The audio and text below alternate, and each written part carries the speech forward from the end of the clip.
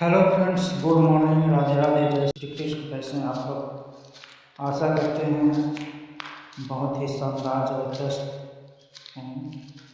चलिए, आज का टॉपिक है हमारा रूस की क्रांति।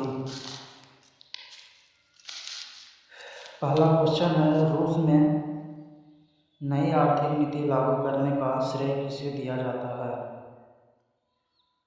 ऑप्शन ए है करेंस्की, ऑप्शन बी है स्टालिन, ऑप्शन सी है लेनिन, ऑप्शन डी उपयुक्त में से एक से अधिक, ऑप्शन ए उपयुक्त में से कोई नहीं। इसका राइट ऑप्शन हो जाएगा लेनिन।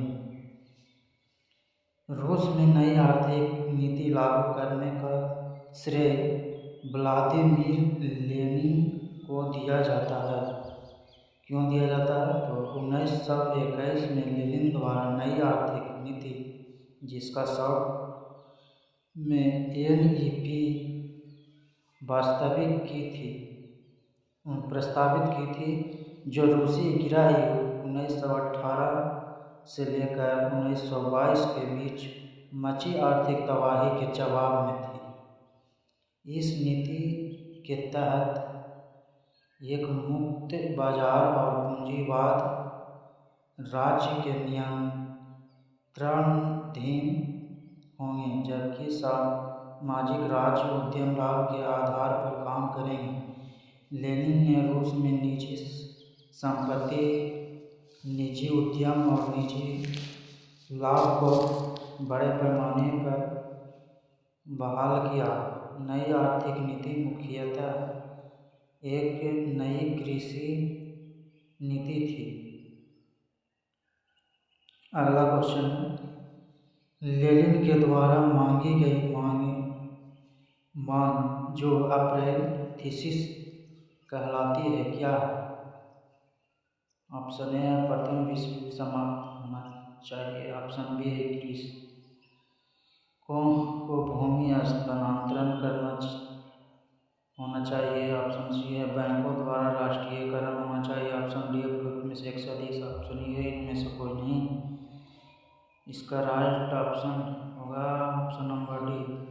लेनिन की अप्रैल थीसिस में निम्न मांगें थी: रूस तुरंत प्रथम विश्व युद्ध से बाहर निकले, कृषकों को भूमि का हस्तांतरण, औद्योगिक मजदूरों को कंपनियों का नियंत्रण और बैंकों का राष्ट्रीयकरण था। इन मांगों का उद्देश्य रूस में एक समाजवादी क्रांति लाना और लोगों के जीवन में सुधार करना था। लेनिन की अप्रैल थीसिस ने बोल्शेविकों को सत्ता हासिल करने में महत्वपूर्ण भूमिका निभाई। अगला क्वेश्चन है, निम्नलिखित घटनाओं के घटित वर्ष के काल क्रमानुसार सही विकल्प कौन सा है?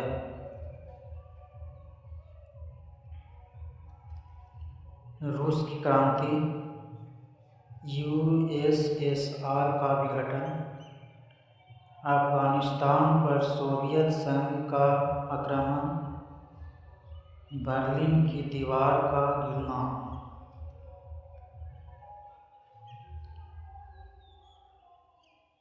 इसका राइट ऑप्शन हो जाएगा ऑप्शन नंबर बी। रूस की क्रांति 1917 में हुआ था, अफगानिस्तान पर सोवियत आक्रमण 1979 ईस्वी में हुआ था, बर्लिन की दीवार का पतन 1989 ईस्वी में हुआ था, सोवियत संघ का विघटन कब हुआ था? 1991 में।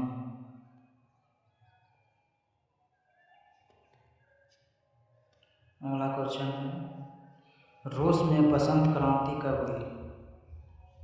Option A 8 March 1917, option B है 15 मार्च 1917, ऑप्शन सी है 8 मार्च 1919, ऑप्शन डी है 10 अप्रैल 1917।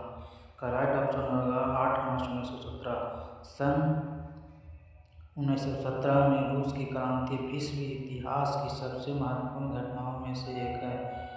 यह क्रांति दो भागों में हुई थी, 8 मार्च 1917 में तथा अक्टूबर 1917 में। पहली क्रांति के फलस्वरूप सम्राट को पद त्याग के लिए विवश होना पड़ा तथा एक अस्थायी सरकार बनी। अक्टूबर की क्रांति के फलस्वरूप अस्थायी सरकार को हटाकर बोल्शेविक सरकार कम्युनिस्ट सरकार की स्थापना की। अगला क्वेश्चन है, रूस में ड्यूमा क्या था? ऑप्शन ए है संसद, ऑप्शन बी है चर्च, ऑप्शन सी है शाही महल, ऑप्शन डी है खेल का मैदान। करेक्ट ऑप्शन होगा संसद।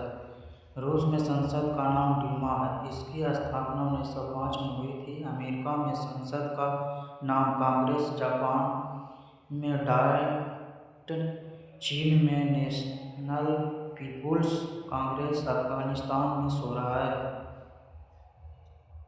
अगला क्वेश्चन है, 1917 में क्रांति के दौरान बोल्शेविकों का नारा क्या था? ऑप्शन ए है दुनिया के मजदूरों एक हो जाओ, ऑप्शन बी है स्वतंत्रता, समानता, भाईचारा, ऑप्शन सी है शांति, भूमि, रोटी, ऑप्शन डी उपयुक्त में से एक से अधिक। इसका राइट ऑप्शन होगा शांति, भूमि, रोटी।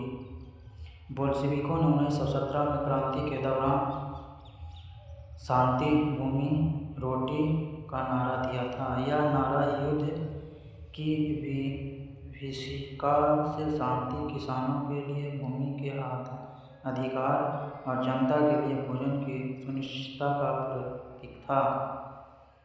अगला क्वेश्चन है, लेनिन का उत्तराधिकारी कौन था? ऑप्शन ए है येल्त्सिन, ऑप्शन बी है कार्ल मार्क्स, ऑप्शन सी है स्टालिन, ऑप्शन डी है गोरबाचोवा। ऑप्शन सी राइट ऑप्शन होगा स्टालिन। लेनिन एक रूसी क्रांतिकारी और राजनीतिज्ञ थे। व्लादिमीर लेनिन रूसी कम्युनिस्ट पार्टी के संस्थापक, बोल्शेविक क्रांति के प्रेरक थे। लेनिन का उत्तराधिकारी स्टालिन था। नवंबर 1917 की बोल्शेविक क्रांति का नेतृत्व किसने किया था? ऑप्शन बी राइट ऑप्शन होगा लेनिन ने। बोल्शेविक क्रांति के नेतृत्वकर्ता लेनिन थे। यह क्रांति नवंबर 1917 में हुई।